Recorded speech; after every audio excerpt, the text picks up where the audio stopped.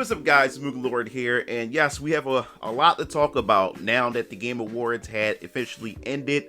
There was a lot of upsets, and there was also quite a few surprises as well. But most importantly, what we're going to talk about today is Naughty Dog's new IP that was hyped up at the Game Awards, but after its announcement, it definitely had the gaming community in a tizzy because everybody within the culture war itself has been going back and forth about it. So what IP is this? Well, this IP is called Intergalactic, and we have so much to say about this and what's been going on, and I want to give you my thoughts and opinions on it as well. And is this the right direction for Naughty Dog to move towards when it comes to this brand new IP, especially with the main protagonist, Jordan Munn, that has a lot of controversy surrounded by not only the character and its design, but also the actress behind the model. So before we even dive into the video, make sure to hit the subscribe button, the notification bell for more gaming content here on this channel. Now, as far as the Game Awards itself, it was pretty meh. It had some things that really caught me off guard as far as surprises are concerned. And as we all watch the Game Awards, we always try to see what new reveals are about to be unleashed upon us and when we will get our hands on some of these games. So when it came to near the end, when everybody was anticipating what the game of the year may possibly be for 2024, we get hit with a surprise trailer from Naughty Dog themselves. And after we got a look at the trailer, oh man, I can tell you right now, this trailer, if you've seen my reaction, which I'll show you right now. Don't let it be it. No. Oh, come on, man. Get out of my head, dog. Jordan, tell me something good. Oh my God, man. He's hiding out on the superior moon. Excellent. How is that excellent? There we go. Like, please, come on, please. Like, just trick me. Just say like, hey guys, we fooled you. This was just all a joke. We knew you guys were gonna react to this. Yes, I wasn't quite thrilled about the reaction. More specifically, we definitely knew what we were about to get after the scene in the main character, Jordan Munn. But before we even get into the character itself, the thing I want to really point out when it comes to this trailer is the fact is that Naughty Dogs themselves already knew that this character, or assumed that this character is going to have some form of controversy after we start seeing the strings of controversies are these past recent Western developed games that has been releasing upon the gaming community within the past decade or so. So when it came to this, they knew, in my personal opinion, that they knew that this character and this reveal was going to cause a lot of uproar within the game community itself. So what best way to sell this character? And the only way to be able to sell this character is by also hitting gamers with that nostalgia bomb, things that people are familiar with, to get people excited for the nostalgia or that nostalgic feel that people are yearning for, and use the main character Jordan as a vehicle in order to interject whatever type of agenda or whatever motive that these developers or the intent that these developers have with their game and how they want to market it to gamers. So what do I mean by that? Well, if you look at it, when you look at the trailer itself, they have already admitted that they took some inspirations from anime such as Akira and also Cowboy Bebop itself. So right then and there, if you look at some of the comments and people have actually responded to it, they're looking forward to the game based on just that itself. They're not trying to sell the main character, and because they know that the main character itself is already going to get rejected. So in order to sell the game, they can't sell the game by the leading character itself, which is Jordan. They're going to have to sell the game based on things that people are familiar with. And like I said before, anime such as Cowboy Bebop and Akira, that is something that people's going to notice. People's already showing side-by-side references that they're using for that. And also it has that touch of, Guardians of the Galaxy and everything. And the thing is, a Space Odyssey AAA game is nothing wrong with that in itself. It's all about what the intent of the developers and what they're trying to push in this game while trying to sell you that. And then to continue on with more nostalgia, they also played on the fact is that Naughty Dog had mentioned that classic titles that they have worked on in the past, such as Crash Bandicoot and Jak and Daxter. Many people love Crash Bandicoot, but more specifically, people love Jak and Daxter more, and gamers want Jak and Daxter. So when you look at how this game is being marketed and advertised, they're pretty much saying that, hey, we're going back to our roots, Crash Bandicoot and Jak and Daxter. We worked on these games in the past. We want to take the knowledge from those type of games, and now we're going to interject it in Intergalactic. So they're selling that they're going back to their grassroots. So when gamers hear that, and gamers who longed and yearned for like Crash Bandicoot and Jak and Daxter, and now that they're marketing this game as the fact is that they're going back to their older roots, which is the classics or whatever, instead of making those classics and giving us those classics that we've been long yearning for, instead they're using that as a way to be able to push this game to try to convince players to be able to invest in this, because they know the character itself cannot sell it, and that's where the problem comes in. And let's not forget as well, at the end of the trailer, they also played the classic Naughty Dog symbol or logo itself, and also the PS1. They use the PS1 logo, so they're trying to tell you, they're trying to sell it to you that, hey guys, the Naughty Dog that you've always been asking for a very, very long time, now we're back, and we're back with this type of era of Naughty Dog with this game Intergalactic. And that's what they're trying to do. It's no different than what the MCU has done with Disney Plus. You remember the series Echo? No one liked that character. That character had no appeal whatsoever at all. But guess how they try to sell you the character? Because they had no faith of the character itself that's headlining the series. So guess how they get you to watch it? Because they already knew that the fan base who loves the original MCU before it went to shit, and also comic book fans who know shit about their comics, they knew they couldn't grab them. They knew they wouldn't be able to pull them in. But how would they pull them in to watch Echo? Oh, let's mention the fact is that Kingpin and also Daredevil's going to be in it. Because if you guys don't know, the Netflix Daredevil had ended already, and people were waiting for when, after Disney had got the rights from Netflix and got the properties back for Daredevil, people were wondering when Daredevil's going to make an appearance. People want to see a new Daredevil series. So while we wait for the Daredevil series, how are we going to sell Echo? Let's put Daredevil in there. We show people something familiar, something that people yearn for, something that people resonate with and enjoy, which is Daredevil and Kingpin.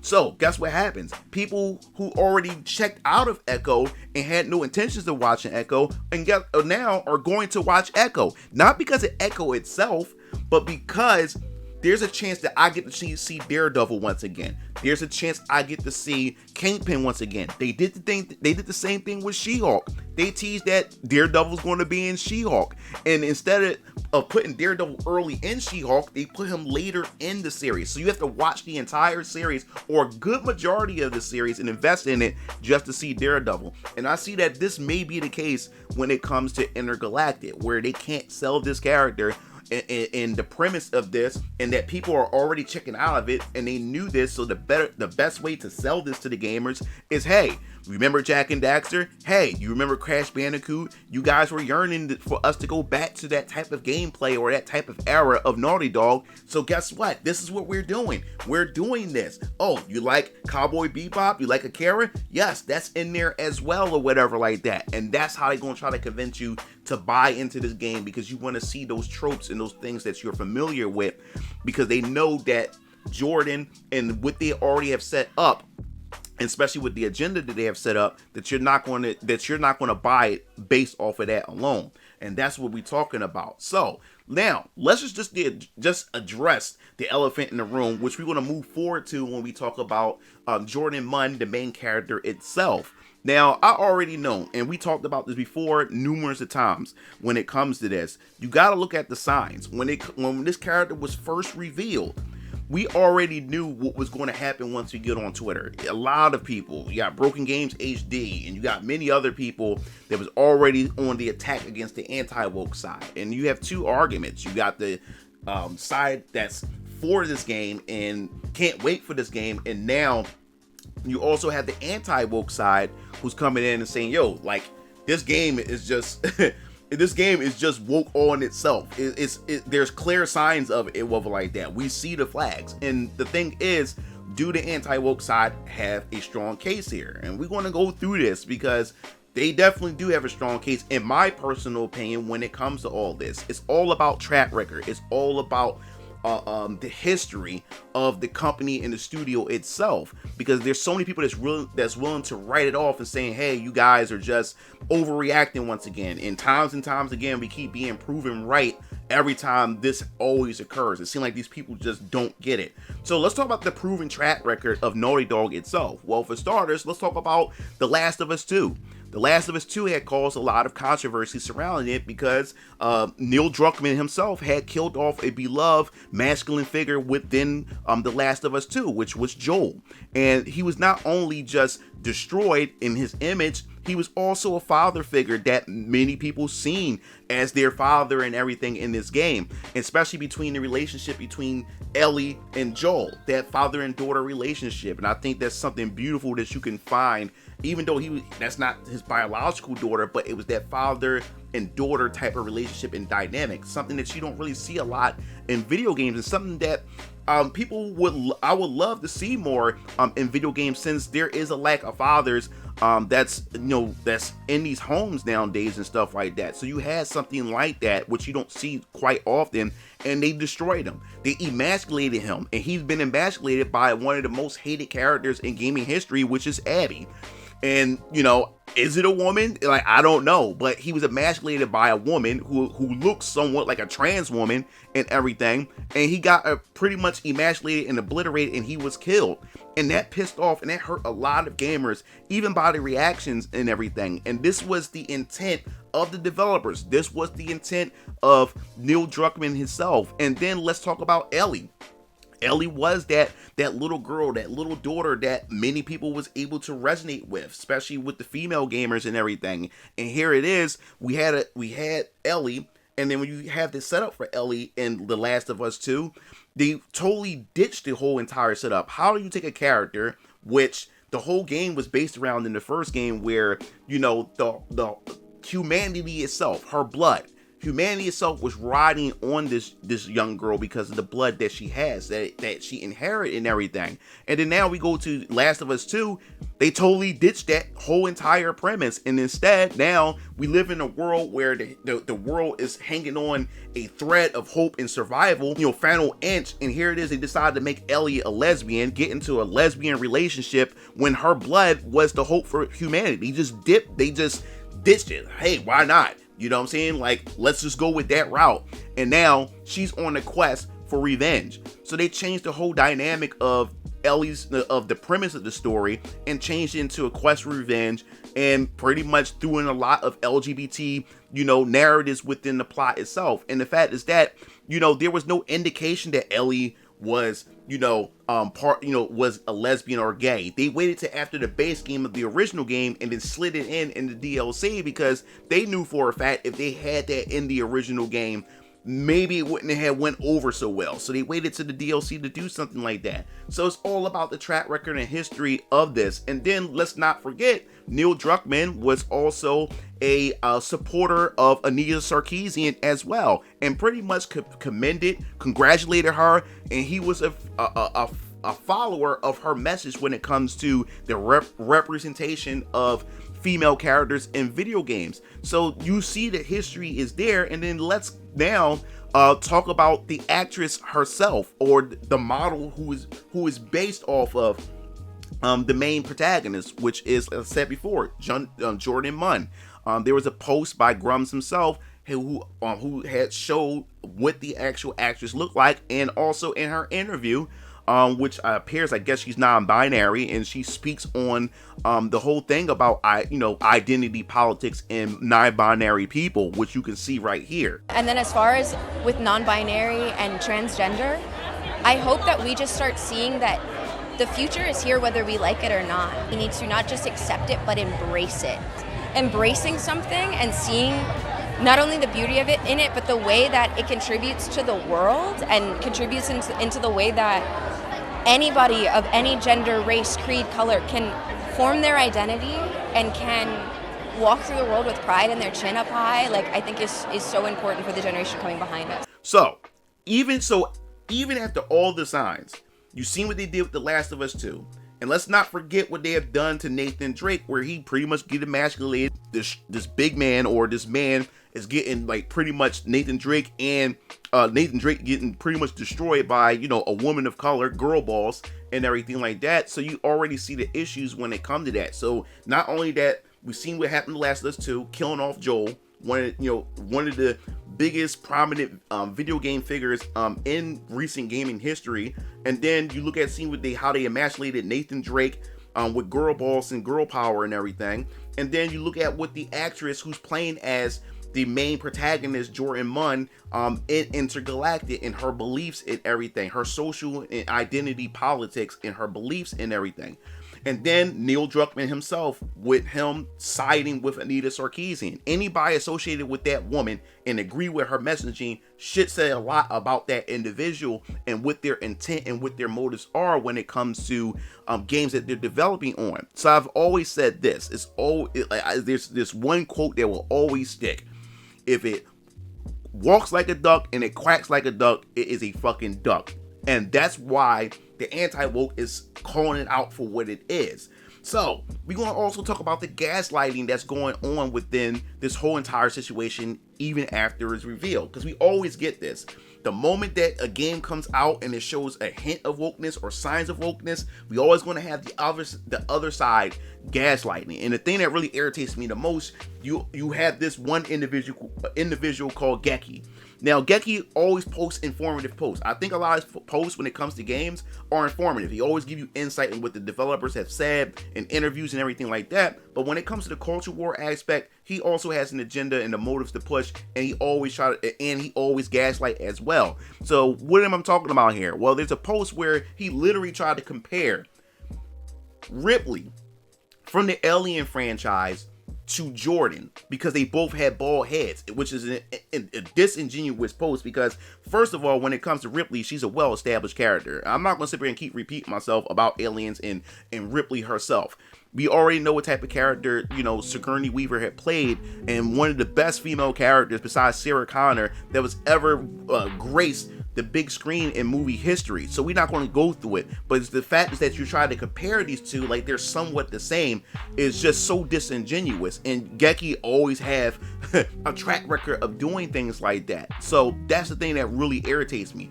But the thing that gets me the most is where now people are now going back to older titles like Mass Effect itself, and they tried to compare Mass Effect's Jack versus this protagonist, Intergalactic, Jordan. They try to compare them to because they both have bald heads, and it's not about the bald head itself. It's the red flags, the other characteristics that come with it. The girl boss, lack of substance, and everything is just put and taking a female character and just masculinizing them. So how dare you take a character like Jack from Mass Effect, a character that has a lot of depth to her, and if you take the two and you put Jordan besides Jack, tell me right now, which one looks more feminine than the other?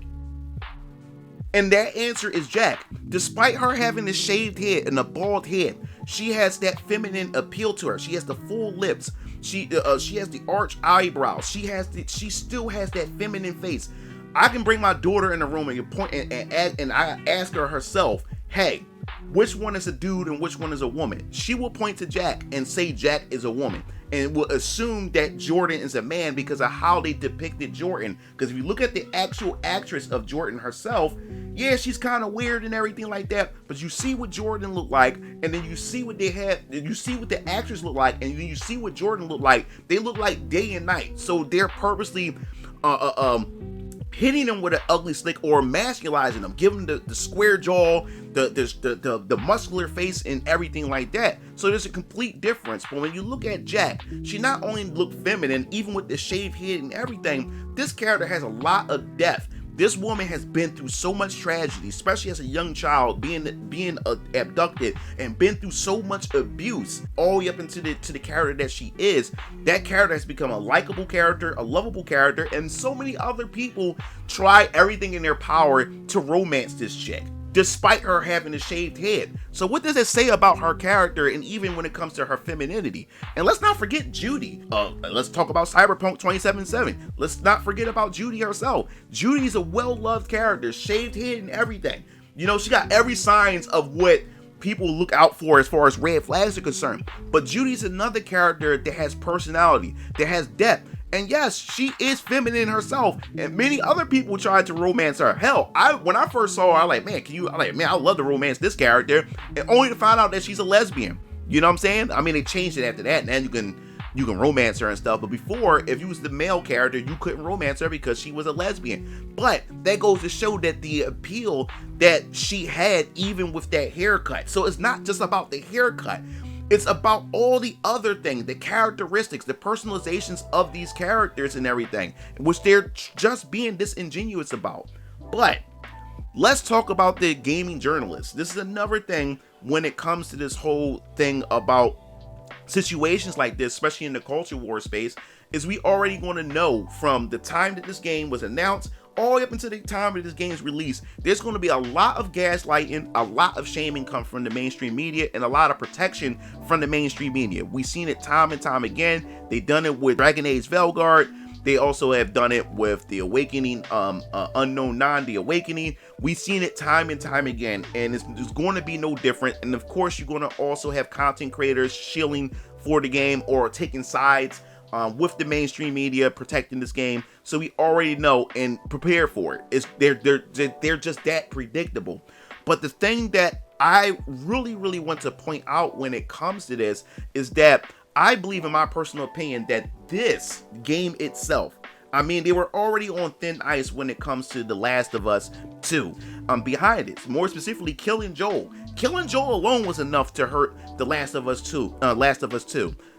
Even without all the woke bullshit that was in the game, just killing Joel alone was enough to upset a lot of people and the decisions that Naughty Dog had made and the backlash that came along with it. So now, this is a perfect time to actually see what is going to happen to Naughty Dog and many other studios that's like Naughty Dog. And what I'm talking about here, well, what I'm talking about here is that game development, and when it comes to the cultural shift within the cultural war itself within the gaming space, culture constantly shifts. Culture constantly shifts and move much faster than it takes for a game to be finished, to go through its development cycle. See, the time that this game was made, I believe this game was made 4 years ago. It was been 4 years in development. During the time they were working on this game, this whole woke identity politics, the girl boss, and all these other things that coincide this messaging when it comes to these video games, especially from the West itself and its design, it was very strong and it was very prominent then during that time. Now that this game is being developed, and now that it's been in development for 4 years, right now in 2024, there is a cultural shift that's going on. The gamers are no longer tolerating the gaslighting, the talking down from the journalists and many other people within the space. And we already seen perfect examples. Look at Dragon Age Velgard. The media came in perfect, 9 out of 10s, 10 out of 10s. Gave it glowing praise and glazing all over the game. And look what happened with the game. Look what happened with the game. The game is struggling in sales, which I covered before. We also have IGN themselves taking back their recent review of the game. And then you also have other journalists pointing out that maybe the game is too woke. You get what I'm saying? What's going on here? The culture is beginning to shift. The pendulum is about to swing the other way. So the question is, what's going to happen with Naughty Dog by the time Intergalactic come out? Now, I know a lot of people saying, well, we don't know because we only seen one trailer. Things could change. It may not be the case with this game and stuff. And we keep hearing this time and time again. And while people keep ignoring the red flags that's been showing when we see shit like this, we already got the interview from the actress herself, and we already see what the main protagonist look like and how the main protagonist is betrayed. How many more signs do you need before you realize that, hey, something is going on here? So now that the culture is shifting, this could be a thing. This could be the very game that could really hurt Naughty Dog. We already seen games like Concord itself. Concord is one of the biggest disasters within gaming history of modern time right now. Sony took a major hit. And a lot of it had to do with its with not only that the game is bad, but also the identity politics, the social political aspects of the game, bad game design, bad character designs, all of that type of social political woke messaging that's found in that game had destroyed that game. It destroyed it. So this is what I'm talking about. It's going to be interesting to see where this game lands and what it's going to do to Naughty Dog's bottom line, you know, when this game release, or as we start to see more and more information prop up about this game. This is going to be a sight to behold, a sight to be seen as we go into 2025, because 2025 is going to begin that cultural shift. We're going to start shifting the other way once again. So that's pretty much all I want to say about this. I think this is going to be pretty interesting when this game we get more information about this game when this game release. I'm definitely going to be covering here on this channel, and we also going to need to find out if there's also some consulting agencies like Sweet Baby Inc. or many others who may be involved with the writing, or not just the writing, but also that's helping with the development of this game as well. It's going to be interesting to see when it comes to that. But gamers are getting tired. The culture is shifting. The pendulum is swaying the other direction. And will a game like this be able to survive the test of time? Is this game too late? Will this game be too late? And the fact is that they're selling it, they're selling nostalgia to you. They selling familiar things that you familiar with, that you resonate with, things that you like, in order to be able to push this game onto gamers. And will gamers fall for it? We want to have to wait and see. But if you like the video, hit the like button, subscribe button for more gaming content here on this channel. This is MugenLord, sign off. I'll see you game fiends later. Peace out.